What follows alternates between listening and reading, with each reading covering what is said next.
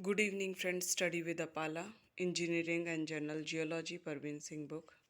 Chapter 6 Structural Features of Rock, Part A Journal, Introductions.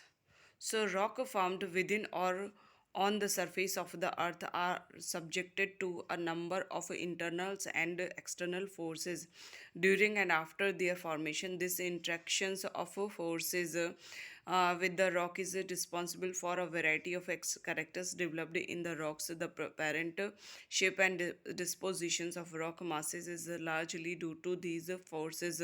Similarly, the size, shape, and especially the arrangement of the component unit in many categories of rocks are all attributed to various forces that might have acted on those rocks during and after their formations. It is a matter of a common observations that rock exhibit everywhere diverse type of characters, features, and dispositions. Thus, in some cases, rocks may occur in the forms of layers spread over considerable areas and may be horizontal or inclined at various angles. This layered character is a typical structure of many rocks, especially those belong to sedimentary class. The dispositions horizontal or inclined is another structural feature. In other cases, rock bodies horizontal or inclined may show simple or complex bendings, warping, wrapping,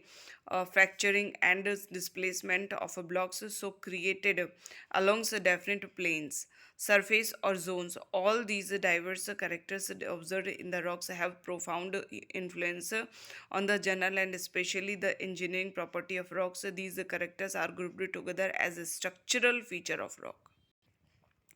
The branch of geology that deals with the morphology, classification mechanism, and the causes of development of these rock structure is distinguished as a structural geology. It has been remained one of the most important branch of geology right from the beginning, and understandings of a basic type of structural features of rock is considered essential for a mining engineer, a civil engineer, and an environmental engineer. These are the structure of the rock that determines the suitability or otherwise of a site made up of rocks for any type of activity concerns with their professions.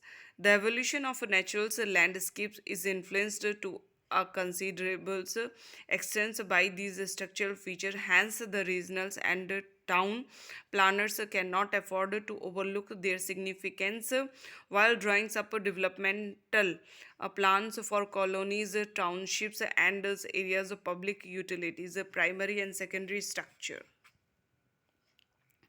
Those structural features that are developed in the body of rocks during its formation stage are termed as a primary structure. Stratification and laminations are the most common primary structure of sedimentary rocks. Crystalline structure is a typical of igneous rock, and foliation is a typical primary structure of metamorphic rock. All the modification of the original primary structure and development of new forms, shape, and rearrangement of the component grains, crystals, or minerals constituent that are induced in the rocks after their formations are grouped as secondary structure. Folding, faulting, and jointing are some very commonly known secondary structure developed in all types of rocks. The force is the most commonly responsible for the development of secondary structures are tectonic in nature. They arise from within the earth due to certain complex types of disturbance yet incompletely understood. In some cases, non-tectonic causes, that is, those operating from outside the body of the earth, may also cause some change in the body of rock. Thank